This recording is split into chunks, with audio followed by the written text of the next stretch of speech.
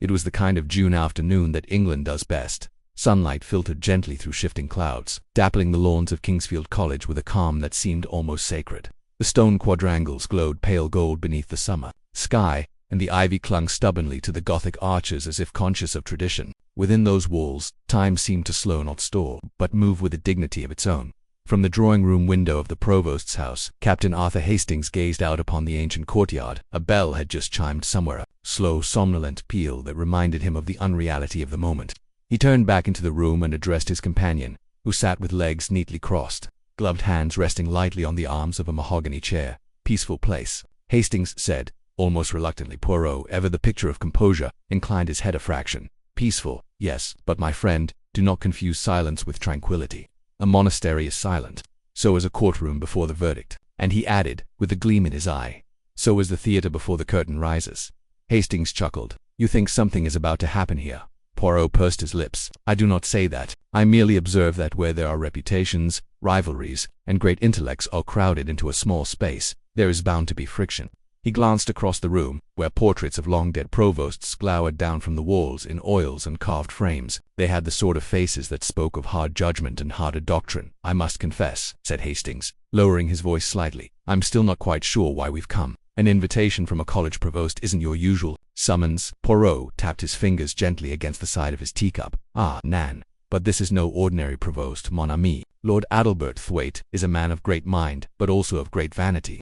He has summoned me not to solve a crime, no, but to observe a ceremony, a dedication, an unveiling of a tower." Hastings blinked. "A tower?" Poirot smiled at his confusion. "Indeed, the new Ivory Tower, as it is most dramatically named, funded by a mysterious benefactor, constructed at great expense, and said to house the most advanced research facility of its kind in Europe. Doesn't sound like a matter for a detective." "Not unless one considers," Poirot said mildly, "the matter of human jealousy." At that moment, the door opened and the butler, a man of such lean discretion he seemed more shade than servant, and out. "Lord Thwaite will receive you in the west garden." They followed him through a panelled corridor lined with Latin inscriptions and dark wood. Outside, the garden smelled of boxwood and sun-warmed roses. A large man in academic robes stood by a marble sundial, his silver hair catching the light.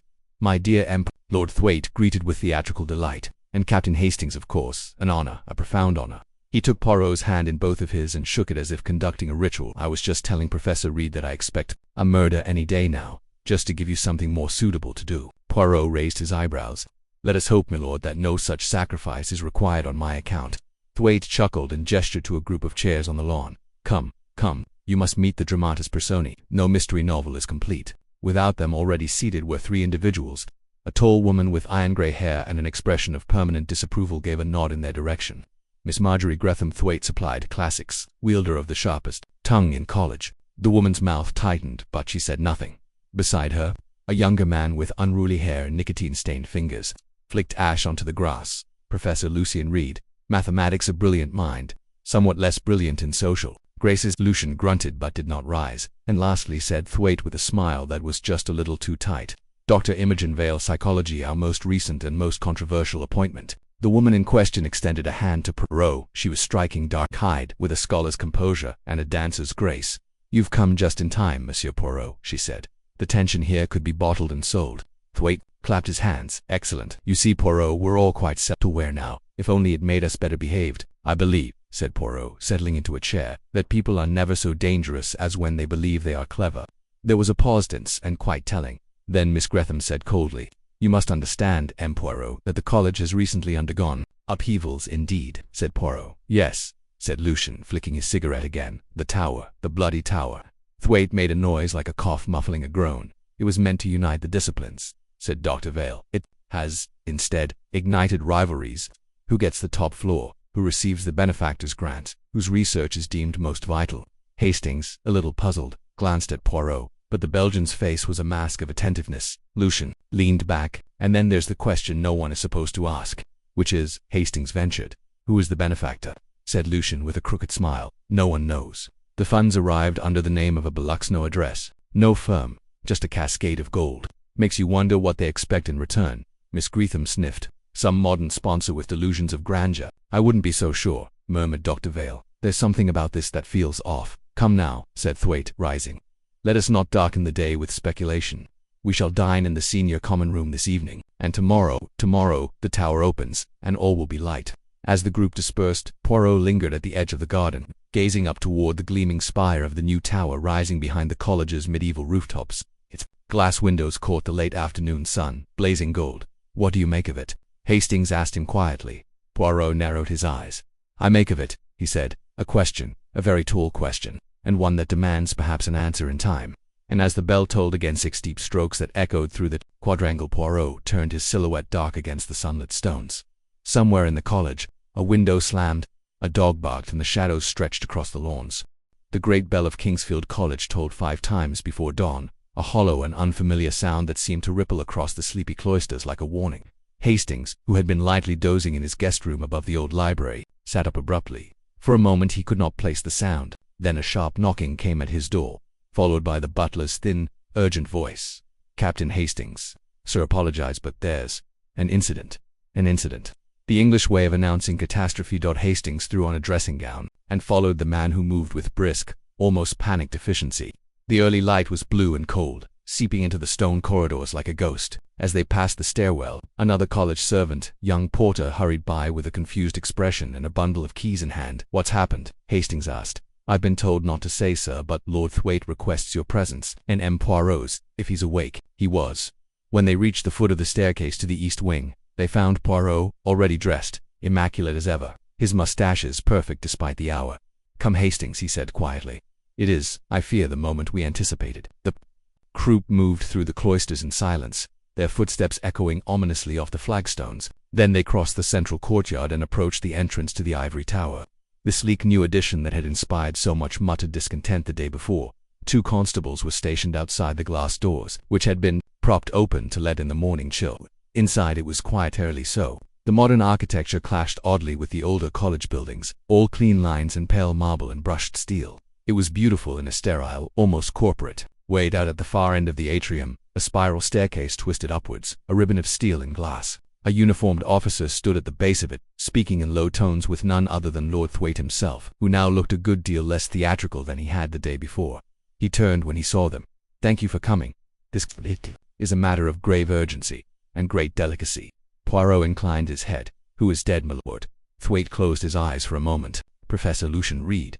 They found him this morning, in the observatory at the top of the tower." Hastings drew a sharp breath. "Murdered?" The provost hesitated. "That is for the police to determine, of course, but yes, there is blood, a great deal of it." "Mon Dieu," Poirot murmured. "And how was he discovered?" "A graduate assistant, Miss Wilhelmina Cartwright. She arrived early to set up for today's ceremony. The lift was out of order, so she took the stairs. When she reached the observatory," he paused, "she screamed loud enough to wake the dead." "Clearly not loud enough to wake Professor Reed," Poirot said grimly. "May I see the body?" A brief conversation with the inspector, a serious-looking man named Beechcroft, secured permission. Poirot and Hastings were allowed to ascend, one officer accompanying them. The climb was long, 6 spiraling flights. There were signs of hurried footsteps and panic along the way. A dropped handkerchief, scuffed shoes on the metal steps. At the top was a wide glass dome. The observatory. Beneath it, chaos. The room was circular, filled with gleaming instruments, astronomical scopes, measurement devices, glass displays with electronic read, and near the central table, crumpled against the polished floor, lay Lucian Reed. His shirt was stained dark, a ragged wound just below the collarbone. A trail of blood marked where he had apparently staggered back from the center of the room, before collapsing. One hand clutched a pencil, the other was outstretched toward the far wall, as if reaching for something. Poirot knelt beside him without touching the body. "Shot?" Hastings asked. Inspector Beechcroft shook his head. "Stabbed, a very thin blade. Possibly something like a stiletto. We've yet to find the weapon." Poirot's eyes scanned the room. "And no broken glass. No sign of struggle. And he is fully dressed." "What time did the staff arrive?" "Miss Cartwright says she entered the building at just after 5. So, the crime must have occurred before that. But not long before. The blood is still wet." Poirot stood, pacing the room slowly. "There is one door," he said. "No other entrance." "None," the inspector confirmed. "And no sign it was forced." Poirot paused at a bookshelf lined with journals and notebooks. One of them had been pulled halfway out, volume 5 of the Celestial Arithmetic of Newtonian Collapse. Poirot nudged it with his gloved hand. Unusual reading material for a dying man. "Maybe he was reaching for help," said Hastings. Poirot made a soft noise of disagreement. "No," he said. "He was reaching for meaning."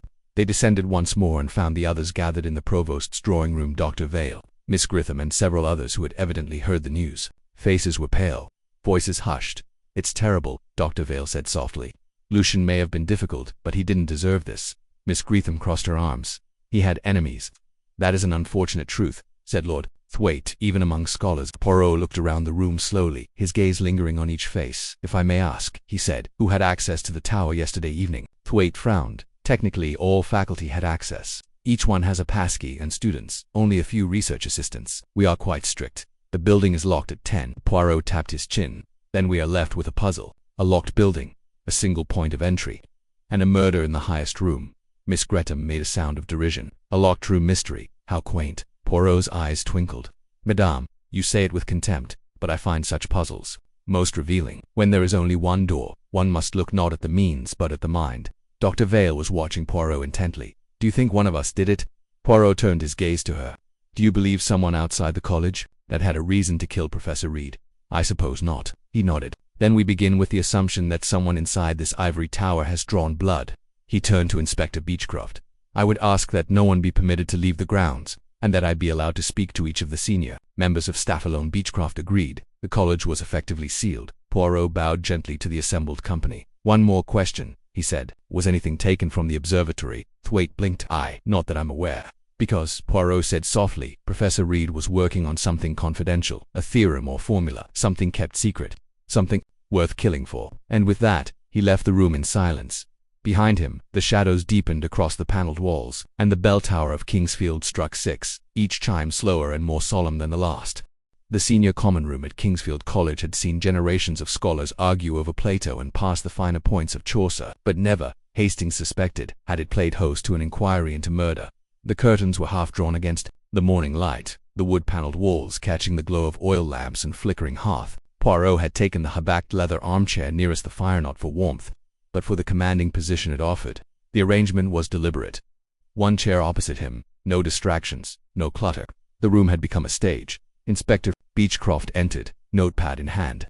The first is waiting outside. Sir, Miss Marjorie Greetham. Poirot nodded. Let us begin then. The tall, hawk-like figure of Miss Greetham swept into the room with an authority that seemed to outstrip even that of the provost. Her robes were impeccably pressed, her silver hair tightly pinned. She did not sit until invited, and even then, her spine remained rigid. Let us dispense with the formalities, Monsieur Poirot, she said crisply. I take it I am here because I am a suspect. Nan, Madame, Poirot said, steepling his fingers. You are here because you are an observer, one who sees more than she speaks. She arched one eyebrow. Flattery is wasted on me. Then let us speak plainly. You knew Professor Reed well. I knew him, yes, we all did. Lucian Reed was a brilliant mathematician and a detestable colleague. Arrogant, dismissive, prone to public insult. Were you on good terms? She gave a dry smile. He once accused me at a faculty dinner, no less of reducing Ovid to glorified soap opera. Does that sound like good terms? Did he have enemies, other than yourself? Professor Reed made enemies the way some men make friends, easily and often. Most of the college was sick of him. I imagine even the porters raised a glass this morning. Poirot inclined his head. Madame, where were you last night between 10 o'clock and 5? In my rooms, reading alone naturally. Poirot was quiet a moment. Then, tell me, who do you believe most resented Professor Reed's position in the tower? She considered Dr. Vale, perhaps. She came here full of modern theories and expected the red carpet. Lucian made a sport of undermining her, and there were rumors, of course, rumors. Her mouth tightened, of a personal nature. But, I do not repeat gossip. Poirot smiled gently. You merely remember it. Her eyes narrowed. If you wish to accuse me, do so. I do not accuse, Madame. I merely arrange the facts like flowers in a vase. Thank you. That will be all. As she departed with a rustle of heavy robes, Hastings leaned closer. Rather stern woman, eh? She guards herself with words, Poirot said. But she let something slip, you noted. Hastings frowned about Dr. Vale. Poirot nodded. She fears her, and that tells us something. Next, if you please. The next to enter was Dr. Imogen Vale. She wore a forest green blouse beneath a charcoal jacket, her black hair swept back in a low twist. She sat more casually than Miss Greetham had, one leg tucked beneath her. I assume this is about Lucian. Yes, Madame. I ask only that you answer truthfully. I'll try, though. With psychologists, truth can be a flexible concept. Poirot did not smile. You had disagreements with Professor Reed. I had wars with Professor Reed. He believed psychology was a pseudoscience. He once told a room of students that I was a fortune teller with a PhD. And how did you respond? I challenged him to a debate. He declined, because he feared you, because he considered me beneath notice. Poirot nodded. And yet he was found with your name in his appointment book. This morning Vale's eyes widened. What? Yes, a 5 a.m. meeting. Your name, written neatly. That's impossible. I didn't know. You were not in the tower. No, I was asleep in my rooms. My assistant can confirm I didn't leave before 7. Poirot folded his hands. Tell me, madam, was there anything Professor Reed was working on that he would have kept secret? She hesitated. Yes, some kind of advanced computation. He kept referring to it as the variable that vanishes. I thought it was metaphorical. Now I wonder, did he mention being threatened? Only professionally. He told me once, over coffee, that a mind can be sharper than a knife butt, just as easily turned on its master. Poirot tilted his head. That is very good, madame, and also very ominous. Vale stood. Are you suggesting I killed him, Monsieur Poirot? No, he said softly. But I am suggesting that someone wanted the mind of Professor Reed to vanish. When she had left, Hastings said, she seemed rattled. Poirot nodded. Because she is frightened, not of discovery but of what she might remember. Inspector Beechcroft stepped back in. Shall I send in the last of the faculty? No, Poirot said. Let us take a moment. We must think. He turned to Hastings. Lucian Reed died alone in a locked observatory. There is no murder weapon, no forced entry.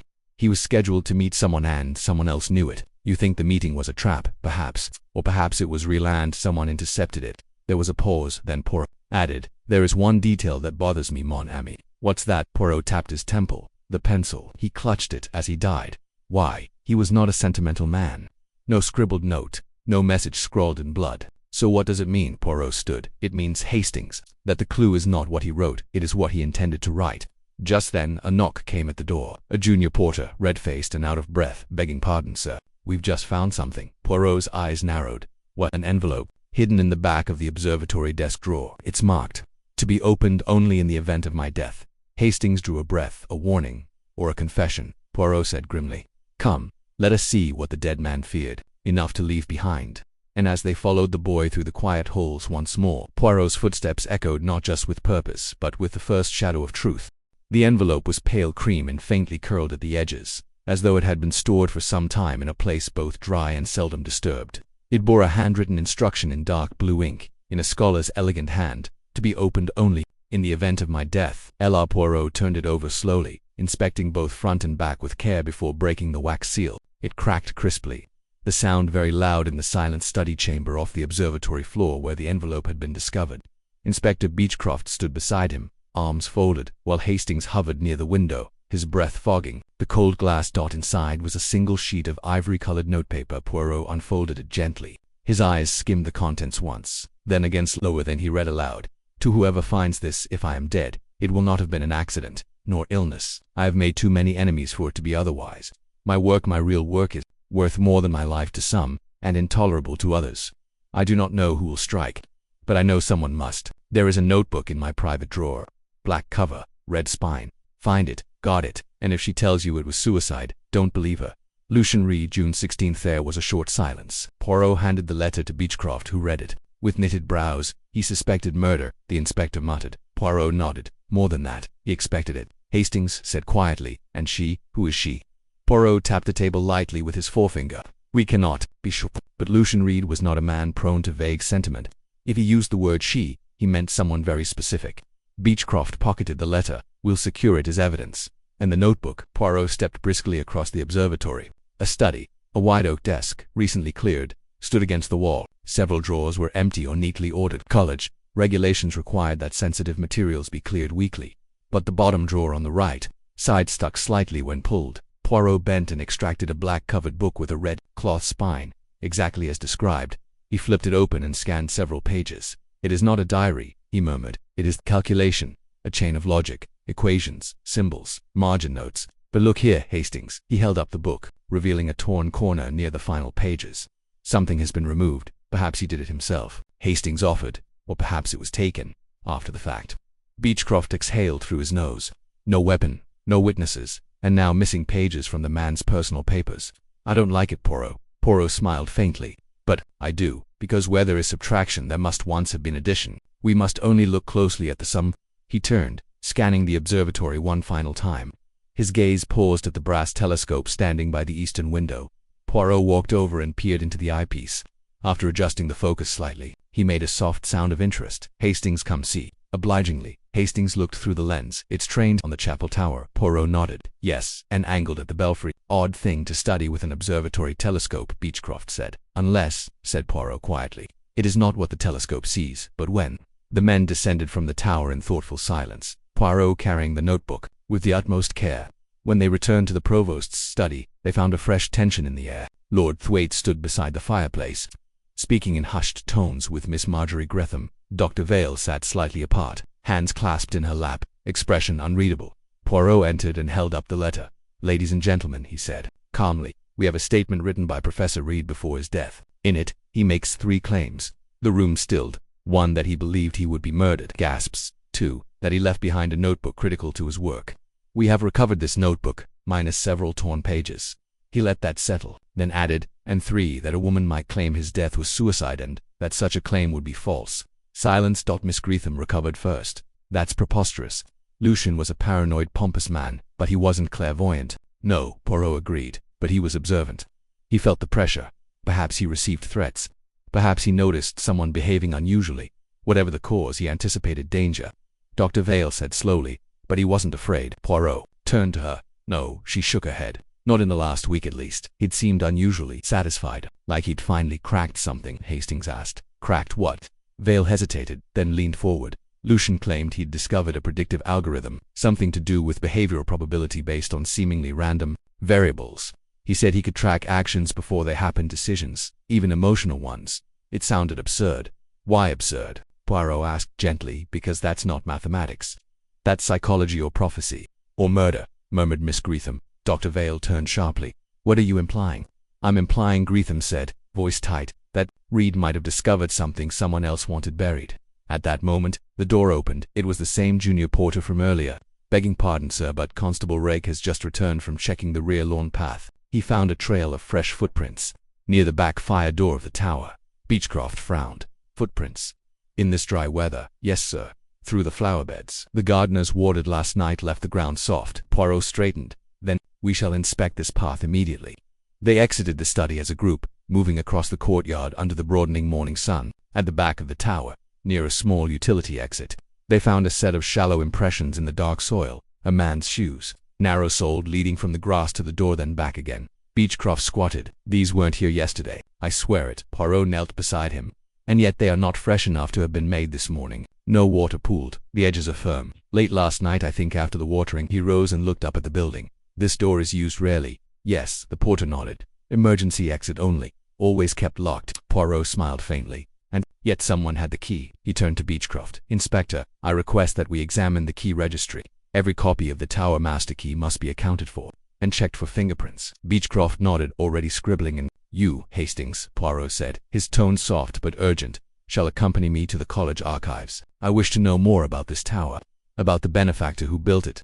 "You think the money has something to do with the murder?" "I do not think, Hastings," Poirot replied. "I deduce, and I suspect we shall soon find that what glitters in the tower's windows is not gold but deception." The Kingsfield College archives lay beneath the chapel, a labyrinth of shelves and sealed cabinets, where dust motes swirled like ancient memories in the cold beams of filtered light. The smell was distinctive: old leather, faded ink, and something faintly chemical. Hastings sneezed as they descended the stone steps. "You know, Poirot, a man could lose his soul in a place like this." Poirot smiled faintly. "Perhaps, but one may also find a murderer." The college archivist was a woman of startling quietness, introduced only as Mrs. Pell. She led them to a reading table where a number of file boxes were already prepared. She wore gloves and moved as if each document were a sacred relic. "You requested records regarding the construction of the Ivory Tower," she said in a voice just above a whisper. "Funding, permits, and associated correspondence. These are all that exist." Poirot bowed slightly. "Merci, madame." The files were arranged chronologically. The earliest documents revealed blueprints, signed contracts, and letters of approval from the college board. Then, sandwiched between meeting minutes and invoices, Poirot found the first reference to the mysterious donor, a letter dated nearly 3 years prior to the Board of Fellows of Kingsfield College. "It is my pleasure to offer the sum of £2 million for the creation of a new tower dedicated to academic integration and progressive research. My only request is that the tower be named the Ivory Tower and that the uppermost floor be reserved for a single faculty member at the provost's discretion. I wish no publicity, no plaque.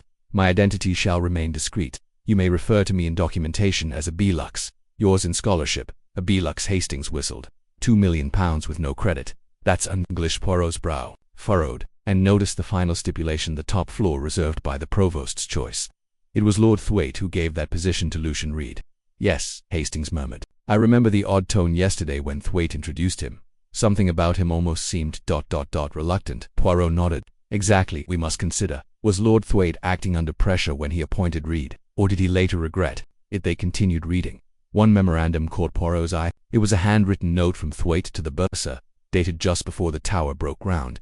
Ensure the security clauses are airtight. Lux has demanded anonymity, and I have my suspicions. No donor gives freely without a hook hidden somewhere. In the bait, maintain all references under codename only. If anything goes wrong, I want a clear record that I expressed concerns. A.T. Poirot tapped the paper.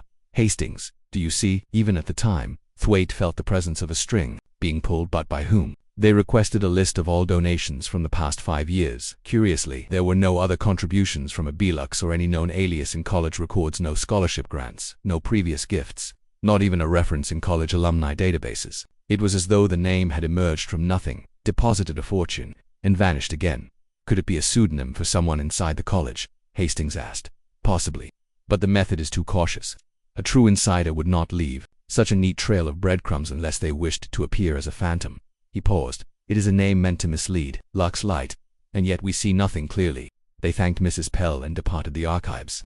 The noon sun streamed through the college windows as they emerged, blinking into the courtyard. Students passed by in hushed clumps, casting uneasy glances toward the towering glass spire at the eastern end of the college grounds. The sealed observatory glinted dully in the daylight. Back in the provost's house, Lord Thwaite was pacing near the hearth. A brandy stood untouched on the table beside him. You've seen the files? He asked. Poirot nodded. Yes, they raise more questions than answers. Thwaite grunted. Tell me about it. When that offer arrived, £2 million, anonymous eye was torn between suspicion and practical sense. We needed a modern facility. Reed had just returned from the Sorbonne with talk of multidisciplinary genius. He was charming, controversial, and completely convinced of his own brilliance. You appointed him to the top floor. I did, but not easily. Thwaite sighed. He lobbied hard, claimed he could attract research grants, foreign investors. He even implied he was the reason Lux had chosen King. Did you believe him? Thwaite shook his head. Not for a second, but the rest of the board did. Poirot leaned in. And did Dr. Vale know of this connection? Vale and Reed were close at one point, collaborators possibly more. Then, they fell out loudly. Poirot nodded. Mercy, Lord Thwaite. That is very useful. He turned to Hastings as they stepped outside once more. There is a connection, Hastings, between the donor and the death. I am certain of it. The benefactor hides behind a veil, but a veil is only useful when one fears being seen. As they crossed the lawn, a voice called out to them. Captain Hastings, Monsieur Poirot. It was Miss Wilhelmina Cartwright, the graduate assistant who had discovered the body. She hurried toward them across the quad, clutching a leather-bound notebook. Sorry, she said breathlessly. I wasn't sure whether I should bring this, but I found it tucked behind some old books in the observatory. It was ... hidden. Poirot took the item. It was worn, with several pages dog-eared. He opened it. Inside were sketches of concentric circles, mathematical notations, timestamps, and a chart labeled Emotive Event Prediction. At the back, a list of names appeared. Greetham Velthwaite, W. Cartwright, Lux. Poirot's expression darkened. He was compiling psychological profiles of everyone in the tower. Miss Cartwright paled. You think that's why he died? I think, Poirot said softly, that Professor Reed played a very dangerous game. He watched everyone study them not for research, but for advantage, and one of them realized it. Hastings said. Poirot nodded. And silenced to him before he could complete his analysis. At that moment a college porter appeared, breathless and pale. Inspector Beechcroft requests your presence, sir, in Dr. Vale's office. Something new? Poirot asked. Yes, sir, said the porter. Someone's broken into her desk drawer. Poirot straightened. And now Hastings. The game becomes sharp. The killer searches, afraid. That means they did not find what they needed in the tower. They believe the truth still lingers somewhere near. The door to Dr. Vale's office stood ajar when Poirot and Hastings arrived, ushered in by the ever-punctual Inspector Beechcroft. Though the space retained its academic dignity-lined bookshelves, a desk of polished walnut, and a long narrow window framing the cloisterette, now wore the air of a violated sanctuary. The desk drawer in question had clearly been pried open. Fine scratches marred the lock, and inside, several folders were upturned. One sheaf of papers lay scattered across the floor. A potted violet had been knocked sideways, its leaves wilting in spilled soil. Poirot stood very still in the doorway. Inspector, he said softly, has Dr. Vale been informed? She's on her way. The porter noticed the door ajar around 7 a.m. while doing rounds and nothing was taken. Beechcroft shook his head. Not that we can tell, but Dr. Vale will know better. Poirot moved toward the desk and inspected the drawers carefully, peering inside each. The break-in is both clumsy and clever, he murmured. How so? asked Hastings, clumsy in its execution tool marks, disturbed furniture but clever in its choice of target. Whoever did this is no amateur, but they wished us to believe they acted in haste. He bent over and picked up a torn envelope from the floor. It was addressed simply, Dr. Vale, Kingsfield College. Inside was a folded note, unsigned. Its contents were brief. You are not as clever as you think. Leave it alone, or he won't be the last. Hastings sucked in a breath. A threat. Poirot held the paper delicately by its edges. Indeed, but more than that, it is a confession. Before Hastings could respond, Dr. Vale entered, her heels sharp on the stone floor, her eyes flicking quickly from the room to the men within it. I was told there was a break-in, she said. Good Lord, what's happened to my desk? Poirot handed her the note silently. She read it, her face tightening with each line. This wasn't here yesterday. Poirot nodded. That is the nature of warnings, Madame. They arrive only after it is too late. Inspector Beechcroft asked gently, was anything stolen? She looked through the folders briefly, hands practiced and calm. No, but they went through my personal file on Lucian Reed. May we see it? Poirot asked. She hesitated, then handed it over. The file was thin, just a few pages of notes, mostly clinical observations, mentions of Lucian's erratic sleep, his obsession with a model he referred to as the anticipation spiral, and his increased paranoia in recent weeks. He came to me as a colleague, asking for psychological input, she explained. But then he asked about my patterns. He wanted to understand what made me tick, as he put it. Poirot glanced at a scribbled margin note in the folder. Her mind is too ordered. What is she hiding beneath the symmetry? He handed it back without comment. Tell me, Dr. Vale, he said. On the night of the murder, you said you were in your rooms. Yes. Did anyone see you? My assistant passed me in the corridor around 10. I was returning from the common room. Could they confirm you remained inside until morning? She hesitated. No, I locked my door and worked. No one came by. Then your alibi, like many others, is solitary. She said nothing. Poirot turned to Beach. I must speak to the assistant. Already waiting in the quad, sir. They found the assistant, Mr. Edwin Lethus, of Spoken, postgraduate with thinning blonde hair and a habit of glancing nervously at his shoes. He confirmed that he'd passed Dr. Vale at 10:15 and thought he heard her door close shortly after. Did you hear it open again? No, sir, but I wouldn't have. My room is on the other side of the corridor. Besides, I was out later myself. Poirot raised an eyebrow. Out? Where? I walk at night sometimes. Helps me think. Poirot leaned closer. Did you walk near the tower? Leith hesitated. I passed near it. Yes, around 2 a.m. I saw a light on, in the observatory. Poirot's eyes gleamed. You are sure? Yes, just one. It was brief. I assumed Reed was working late. Poirot steepled his fingers. You told no one? I didn't think it mattered. Now I'm not sure of anything. Poirot turned to Hastings as they parted ways with the nervous young man. You see, mon ami, the lie comes softly, but it always speaks louder than silence. I don't follow. Dr. Vale said she last saw Reed that afternoon, but she omitted that a light burned in his room well after midnight, and someone else knew it. If Reed was meeting someone at 5 a.m., he was preparing throughout the night, and someone was watching. They walked across the lawn toward the provost's office, where Lord Thwaite had requested an update. As they passed the library, a familiar voice hailed them. Captain Hastings, Monsieur Poirot. It was Miss Cartwright, again, flustered, carrying a bundle of papers. I thought I should show you this. It's Professor Reed's lecture outline for next term. Poirot accepted the sheaf. One title immediately caught his eye. The Psychology of Betrayal, Patterns, Predictions, and Preemptive Defense. Poirot's brow furrowed. Do you see, Hastings, he said softly. This man knew something. He understood something. And now, I believe the key lies not in what he wrote, but in what he intended to do. Hastings finished. Poirot nodded. He was preparing to expose someone. He was not a man who forgave. He was not a man who forgot. He turned the last page of the outline, scrawled in pencil. In the bottom margin were 4 strange letters, ALTV. Poirot stared at them. The initials mean something, not a name, an idea, a phrase, a clue he left for himself. He tore the corner carefully, folded it, and placed it in his pocket. I shall think on it tonight, Hastings, he said. But tomorrow, I shall visit the tower again at exactly 2 a.m. Hastings raised a brow. You expect something to happen? No, said Poirot, his eyes narrowing toward the glass tip of the tower rising above the evening light. But I expect something already has. The night was sharp and windless when Hercule Poirot stepped silently through the darkened quad of Kingsfield College, his polished shoes making barely a sound on the flagstones. It was precisely 1:52 a.m., and all around him, the world held its breath. Hastings, wrapped in an overcoat and distinctly less enthusiastic, walked a step behind. I say, Poirot, is this truly necessary? Wandering about like ghosts, Poirot did not turn. But we, Hastings, it is at night that the mind reveals its truest shapes. During the day, we pretend. But in the solitude of darkness, our truths wander free. The tower loomed before them, now its reflective panes blank under the moonlight. The observatory dome like a crown of blackened glass. They reached the service path behind the tower, where the flower beds still bore the faint impressions of footprints from days before. Poirot stopped, checked his watch. 1:58, then looked upward. "No light," said Hastings. "Not yet," Poirot murmured. They stepped beneath the spiral staircase inside the tower's base and climbed carefully, each step muffled by the thick carpeting and the hush of the hour. By 2:04, they reached the top. The observatory was locked. Poirot produced the copy of the master key granted to him by Inspector Beechcroft and turned it quietly in the lock. The door opened with a sigh. The observatory was as they had left it, tidy, almost reverent in its stillness. The bloodstain, scrubbed and dulled now, remained visible in the floor's creases. The great telescope stood pointed toward the chapel tower once again, untouched. Poirot walked to it, adjusted the angle, and motioned for Hastings. Hastings looked through. "Well, that's odd," he murmured. "What do you see?" "The same as before, part of the chapel tower, but now, I see the clock face." It stopped. Poirot's eyes glinted. "Yes, it always shows 2:09. Broken years ago."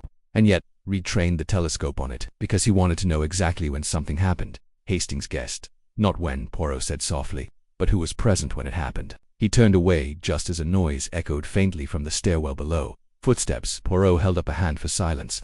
Hastings froze. The footsteps climbed steadily, not hurried but purposeful.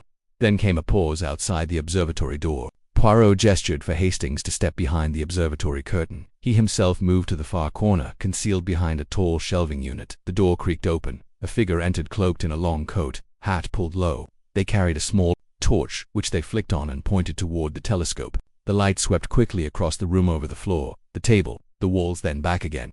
The figure moved to the central desk, pulled open the drawer, and removed something small, a folded sheet of paper. Poirot stepped out quietly. "We should be most interested to know what you have found, Madame." The intruder spun around. It was Dr. Imogen Vale. She stared at Poirot with fury and fear in equal measure. "What are you doing here?" "The same thing as you, Madame," Poirot said calmly. "Seeking that which remains hidden." She closed her eyes for a moment, then exhaled. "It wasn't me." "No," Poirot said. "It wasn't, but you believed you had to find something before I did." She did not deny it. "What is that paper?" Poirot asked gently. She hesitated, then unfolded it. It was a simple sketch. Concentric circles, 3 of them drawn in blue ink with a dot at the center. Beneath it a single line of text. "She sees all but knows nothing." Poirot studied it carefully. "A message," he said, "left by Reed." "For whom?" Vale's voice trembled. "For me, I think." "Then tell me, Madam, what do you know that you have not told me?" She moved to the edge of the desk and placed both hands on the surface, steadying herself. "Lucien and I, we were lovers, briefly. 2 years ago, he ended it coldly, but I kept working with him, out of pride, perhaps. He always believed he was the smartest person in any room. But this project, this predictive model, he had convinced himself it could identify betrayal, disloyalty, even intent. And did it? Poirot asked. He said it did, and he became obsessed. He claimed one of us was planning something ... catastrophic. Did he name anyone? She looked away. He kept saying, "The tower will collapse before it's complete." I thought it was metaphor. Poirot was silent a moment. Then he said, "And the note, the circles, and the line. What do you make of it?" Vale traced the rings with her fingertip. "It's the model. The anticipation spiral." He believed every action begins in the outer ring. A whisper, a pause, then inward denial, motive, trigger, at the center, consequence. And the line, "She sees all but knows nothing." She smiled bitterly. "That's how he saw me. A mind trained to observe but unable to feel the truth." Poirot stepped forward. "And is he right?" She said nothing. From behind the curtain, Hastings stirred. "Poirot, look." Poirot turned. On the table beside the telescope sat a photographic plate, old-fashioned heavy glass, wrapped in black paper. He unwrapped it carefully and held it toward the window where the moonlight struck it faintly. It was a picture, blurred, but recognizable, figure standing by the chapel tower at night. The silhouette of a person, holding what looked like a briefcase or a weapon. Dr. Vale inhaled sharply. "That's not me." "No," said Poirot, "it is not. But someone read caught through his telescope, a meeting, a secret rendezvous, and he kept it perhaps as insurance." He turned to Hastings. "Come, mon ami. We must take this to Inspector Beechcroft immediately. I believe the time for quiet is ending." As they left the observatory behind, Poirot glanced once more at the motionless clock on the chapel tower. 2:09. Then he turned his gaze to the dark sky above. "The stars, Hastings," he murmured. "They are very far away. But even from such distance, they reveal the truth." The next morning dawned with a nervous hush across Kingsfield College. Though the skies were bright and the grounds bathed in golden July light, the atmosphere among staff and students was strained, brittle, as if the college itself held its breath. Whispers floated beneath the stone arches, and more than one face turned quickly away when Poirot passed at 9:15 a.m. Poirot met Inspector Beechcroft in the provost's anteroom. Spread across the large oak table between them were the evidence pieces gathered thus far. The threatening note found in Dr. Vale's drawer, Reed's folded sketch with the ominous inscription, the recovered notebook, and now centerpiece of them all, the photographic plate. It's fuzzy, Beechcroft admitted, squinting, but the silhouette's clear. That bag or briefcase is distinct. Any idea who the figure is? I have 3 ideas, Poirot replied, but only one truth. I believe the figure's identity lies not in the image itself, but in who knew they had been observed. Beechcroft frowned. So you think the killer knew Reed had seen them that night through the telescope? I do, and I believe Reed intended to use that photograph as leverage, perhaps to expose a betrayal. Beechcroft exhaled slowly. So someone panicked, killed him before he could act. Mais non, mon ami, said Poirot softly. This was not panic. It was strategy, cold, calculated, and quite possibly premeditated for weeks. The inspector fell silent. Just then the door opened. A tall, tired-looking Lord Thwaite entered. I hope you'll excuse me. I've come from a rather unpleasant meeting with the college board. They are demanding answers, discreet ones. Poirot inclined his head. And you, my lord, what answers do you seek? Thwaite sat heavily in the chair opposite them. I want to know if this murder was ever about academia or law, if we've been fools dancing around a more sinister game. Poirot leaned forward. Let me ask you this, Lord Thwaite. In the early days of the tower's construction, were there ever any unofficial visitors, men or women who took particular interest in the site, perhaps even before Lucian Reed was assigned to it? Thwaite considered. There was a woman. I don't recall her name. She came once early on, said she represented private philanthropic interests, dressed like a solicitor. Black coat, green brooch. She asked about the upper floors, whether access could be limited. Poirot's gaze sharpened. Did she meet Professor Reed? Not to my knowledge. And this woman, do you recall anything else? Thwaite hesitated. Only that she carried a long black case, like a violinist might. Poirot stood abruptly. Merci, that will be all for now. Outside in the corridor, Poirot turned to Hastings. We must speak to Marjorie Greetham immediately. Hastings blinked. Greetham, but she wasn't involved in the tower's design. No, Poirot said, but she knows everyone who was. They found Miss Greetham seated in the cloister garden, cloaked in her academic robes despite the heat, reading a volume of Cicero with quiet determination. She looked up without surprise when Poirot approached. Come to dig further, have you, madame? Poirot said with polite gravity. I wish to know who among the faculty stood to lose the most should Lucian Reed's so-called algorithm of betrayal be made public. Greetham closed her book. That man thought everyone was a threat. He poisoned the air with suspicion. Yet he observed you closely, Poirot said. He included your name in his notebook. Why? Greetham's lips thinned. Because I told him he was dangerous, and he made students weep in tutorials. He mocked a young assistant for his stammer publicly. That notebook of his. It wasn't research. It was a list of grudges dressed in mathematics. Hastings interjected. Do you think someone killed him for revenge? Greetham's expression hardened. I think someone killed him because they knew he wasn't finished. Poirot sat beside her. One more question. Were you aware of a woman connected to the tower's donor who visited the site before construction was completed? Greetham gave the faintest flicker of reaction. I heard rumors. One of the cleaning staff claimed a foreign woman with a posh accent came asking questions. Said she had a limp. Poirot raised a brow. A limp? Yes. She walked with a cane, apparently. The staff called her the ghost of the tower. Did anyone identify her? Greetham paused. I believe Dr. Vale once mentioned her. Something about an ethics review being circumvented. Said the project had been. I thought she was being paranoid. Poirot's gaze turned steely. She wasn't. Merci, madame. Later that afternoon, Poirot requested a private meeting with Dr. Vale in the small seminar room just off the library. She arrived warily, her coat folded over one arm, the green brooch at her throat shimmering faintly in the lamplight. I assume this isn't an invitation to tea, she said. No, Poirot replied. It is a test of memory and of motive. She folded her arms. Go on, then. Poirot stepped closer. You visited the tower before its completion. You walked with a cane, perhaps even a false limp. You carried a long black case. I did not. None. You do not now. But back then, perhaps you wished to observe, to control the project from the shadows. She stared at him. You're saying I was working with the donor? Poirot said nothing. She let out a long breath. You're wrong. Am I? Then Poirot reached into his pocket and removed a small velvet pouch. Earlier today, he said, I asked the groundskeeper to inspect the gutters of the tower where any hurried visitor might toss evidence. From the pouch, he pulled a slim metal object, a stylized violin bridge. Engraved faintly with the initials L.R. Vale, went very still. Poirot set it on the table between them. He kept it as a reminder, perhaps from a former life, or perhaps from someone else. I never saw that before, she whispered. But you know what it means. She stared at him, the silence stretching. Then, quite suddenly, her expression changed. I wasn't the one who went to the tower that night, she said, but I know who did. Poirot's eyes narrowed. Go on. She hesitated then. It was Edwin Leith, my assistant. Hastings blinked. Leith. He came to me afterward. He was pale, shaking. He said Reed had threatened to expose everything. I thought he meant his thesis academic misconduct or something. Poirot's voice dropped. And what did you do? I told him to stay quiet. I didn't think God. I didn't think it was murder. Poirot nodded slowly. Merci, madame. I believe you have told me the truth finally. And as Vale left, Poirot turned to Hastings. You see, mon ami, at last, the first lie is broken.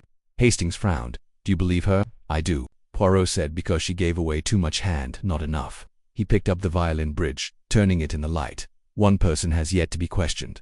The one we dismissed to Lee, who Poirot smiled faintly. The one who we found the body. The summer sun hung low in the sky when Hercule Poirot requested a private interview with Wilhelmina Cartwright. She arrived punctually at the reading room of the college library, her dark skirt pressed, her cardigan buttoned up to the collar. Despite the heat, and her eyes wide with wary politeness, she did not fidget. But neither did she meet Poirot's gaze for more than a moment at a time. Hastings noticed her fingers trembled when she placed her notepad on the table. Please sit, Mademoiselle, Poirot said gently. There is no need to be nervous. I'm not nervous, she replied, too quickly. They sat in a quiet alcove, between the Greek history and philosophy shelves, an area Wilhelmina had reportedly favored during her time as a student. The air smelled of parchment, lavender polish, and old son. Poirot observed her for a moment before speaking again. You were the first to find Professor Reed's body. Yes, at what time exactly? Just after 5. I arrived early to prepare the observatory for the unveiling. I had hoped to tidy the displays. The lift wasn't working. I took the stairs, and found the door unlocked. Yes, which was unusual. Professor Reed always locked it, I thought. Perhaps he had simply left it open by mistake. Poirot tilted his head. Tell me, did you touch anything in the room? No. I mean, I think I may have bumped a table or two, but I didn't move anything deliberately. And the photograph plate, did you notice it then? She blinked. Photograph? No. There was nothing on the table, I swear. But there was, Poirot said calmly. We found a Platon image showing a figure outside the chapel at night. We believe Professor Reed captured it recently. We believe he was preparing to confront someone with it. Cartwright said nothing. Poirot's voice dropped a note. Do you recall, mademoiselle, what Professor Reed was working on in the final week? She hesitated. Not specifically. He kept odd hours. Sometimes I'd find fragment scribbled equations, strange diagrams. He was ... intense. Did he ever confide in you? No, she said quickly. I was just an assistant. Poirot leaned forward. Mademoiselle, I must tell you something most serious. We now believe that the killer may not have come to the tower after Professor Reed arrived but was already waiting inside. Cartwright's face went white. What are you saying? That someone could have gained entry before the professor? Hidden nearby, perhaps behind the storage curtain or the observatory blind. Someone who knew his habits. Knew he would come early to prepare. Her lips parted slightly. That's ridiculous. Who could? Poirot smiled very faintly. You, mademoiselle. There was a pause, only a few seconds, but long enough to notice. Then Wilhelmina let out a short, dry laugh. Me? That's absurd. Is it? Poirot's tone remained soft. You had access. You were familiar with the tower's layout. You knew when the professor worked. And most notably, you arrived far earlier than required on the day of the ceremony, at 5. In fact, a porter reports seeing you near the observatory stairwell as early as 4:30. Cartwright looked away. I was early, she murmured. I couldn't sleep. You were already inside, Poirot said quietly. And you saw something or did something that frightened you. She stood abruptly. I won't be accused of murder. Poirot remained seated. I do not accuse, but I do ask you to tell the truth before someone else tells it for you. She stood in silence, lips pressed tightly together. Her eyes welled. Sit, please, Poirot said gently. She sat. Why were you really there that morning, mademoiselle? A long pause. Then, in a thin voice, I went to confront him. Poirot gave no sign of surprise. Why? Cartwright's voice wavered. He was going to expose me. Expose you? She nodded miserably. Not for anything criminal. But my thesis. Some of my statistical models, he said. They were lifted from his early work. I'd never even read his personal drafts. But he insisted, threatened, to go to the board. Ruin me. Did you steal his work? No, but I was desperate to stop him. Poirot nodded slowly. So you arrived early, hoping to reason with him? Yes, I waited behind the curtain. When he entered, I came out, and we argued. What did he say? That I was a thief, a fraud, that I'd be blacklisted. And then her voice cracked. I left. Was he alive when you left? She looked up, stricken. Double quotes. Yes, I swear it. He was furious but alive. I didn't kill him. Poirot studied her face. Did you see anyone else that morning? She blinked. No, only someone walking across the quad. I didn't recognize them. They were heading toward the chapel. It was still dark. A man or a woman? A man, I think, tall, wearing a light overcoat. Poirot glanced at Hastings. Then he stood. Thank you, Miss Cartwright. You have been most helpful. She looked up confused. So you believe me? Poirot smiled faintly. Mademoiselle, I believe that truth once released has a sound very different from a lie. And what I heard was not the final lie. He stepped out into the cloister with Hastings. She didn't do it, Hastings said. No, Poirot replied. But she knows who did, even if she does not know that she knows. They passed beneath the tower as the clock struck 4. Poirot stopped suddenly, eyes fixed on a small high window. What is it? Hastings asked. Poirot's voice was very low. I have seen it, mon ami. Seen what? Poirot turned to him slowly. The final contradiction. The drawing room of the provost's house had been prepared with careful formality. Chairs were arranged in a semicircle around the hearth. A tray of untouched tea sat cooling on the low table. Outside, the skies darkened with the early threat of summer rain, and a single clap of thunder rumbled over Kingsfield's ancient stone. It was here, at 6 o'clock sharp, that Hercule Poirot assembled the circle of suspects. Lord Thwaite sat stiffly by the fire, a tumbler of sherry in his hand, his face drawn with sleeplessness. Miss Greetham occupied her usual backed chair like a statue carved from marble. Dr. Imogen Vale sat with her arms folded, a look of guarded tension on her face. Edwin Leith, pale and hunched, flicked his eyes nervously between the floor and the window. Wilhelmina Cartwright entered last, head bowed, fingers twisting a handkerchief in her lap. Inspector Beechcroft stood at the edge of the room, arms crossed. Hastings took his place near the door, notebook in hand. Poirot remained standing. Madame et messieurs, he began softly. You may wonder why I have called you together, but I believe you already suspect the reason. The time for shadows is over. The truth must now step into the light. No one spoke. Poirot continued. Professor Lucian Reed was not a beloved man that we may agree upon, but he was brilliant and dangerous. He saw things, patterns, behaviors, motives. He studied us as a scientist studies a specimen, and in so doing he made an enemy of someone in this room. A silence taught his piano wire. Poirot turned and placed a small object on the table. The violin bridge marked LR. He knew he was in danger. He left messages, a photograph, a hidden notebook, a letter to be read upon his death. But most tellingly, he left behind a contradiction. And it is that contradiction that revealed his killer. He turned toward the windows where the last of the twilight seeped through the rain-smeared panes. Consider the crime, a murder in a locked tower, a narrow window of time, no sign of forced entry. Buta, a single photograph, a figure, caught by chance through a telescope aimed at the broken clock tower, at precisely 2:09 a.m. He turned back to the group, and yet, when we questioned each of you, your alibis were vague as solitary. One claimed to be reading, another asleep. Miss Cartwright admitted to being inside the tower, though she swore she left before the killing. He stepped closer to the hearth. But I ask you, why did the killer return to the tower 2 nights ago? A murmur ran through the room. Dr. Vale stiffened. Yes, Poirot said. The observatory was revisited. A photograph was taken. A document removed. And the person who returned, he paused, made a mistake. He lifted a finger. The telescope. They stared at him. Yes, when I returned to the observatory at 2 in the morning, the telescope had been shifted, but it still pointed at the broken clock, forever stuck at 2:09. Yet the photograph recovered from the plate was different. It showed a figure standing not near the chapel tower, but farther east, which means Poirot's voice sharpened. The killer did not understand what Reed had been watching. They assumed he was photographing a secret rendezvous, but he was not. He was measuring time, a precise time, the true time of the murder. A hush fell. Poirot turned, and only one person out of everyone here could have misread the telescope's purpose, because only one person was looking through it from the wrong angle. His eyes fixed on the seated figure of Edwin Leith. He said softly. Leith's head snapped up. You were seen that night, Poirot continued. Miss Cartwright caught a glimpse of you near the chapel, wearing a light overcoat. You claimed you walked at night. You said you saw the light in the observatory. But how? The angle of that window only catches from the north lawn, not the east quad where your room is. Leith stood abruptly. I don't know what you're talking about. Poirot pressed forward, and the fingerprint we found on the photograph plate. A partial but enough. A left thumbprint. Yours, Doctor. Vale gasped softly. Edwin. Poirot's voice dropped to a whisper. You returned to the tower after the murder to remove evidence, but you did not understand what Professor Reed had been watching. You thought the photo revealed you. You thought he was going to destroy your career. And so you struck with the very instrument you carried for your research demonstrations. He held up a slim metal object, wrapped in cloth, a collapsible chart, compass sharp, slender, easily mistaken for a tool of geometry. Leith was shaking now. He humiliated me, he whispered, called me a parasite, said he'd revoke my stipend, said I'd never teach again. So you waited in the observatory, Poirot said gently, hid behind the curtain. And when he arrived, I didn't mean to. Leith choked. He turned away. He laughed. I saw the photo and thought he knew, and His voice broke. I only meant to frighten him. Poirot looked sorrowful. But you did not. You killed him. Beechcroft stepped forward and placed a hand on Leith's shoulder. You'll need to come with me, sir. The young man said nothing as he was led from the room. When the door closed behind them, a long silence followed. Then Miss Greetham spoke. So it wasn't about money, or research, or donors. No, Poirot said. It was about fear, ego, a young man, threatened with ruin, and a genius who toyed too long with the fates of others. Dr. Vale stood, her eyes shining. I might have prevented it. He came to me, and I told him to stay quiet. Poirot placed a hand gently on her arm. Madame, guilt is a rope we weave ourselves. Let us not pull it too tight. Lord Thwaite exhaled. So it's over. Yes, Poirot said softly.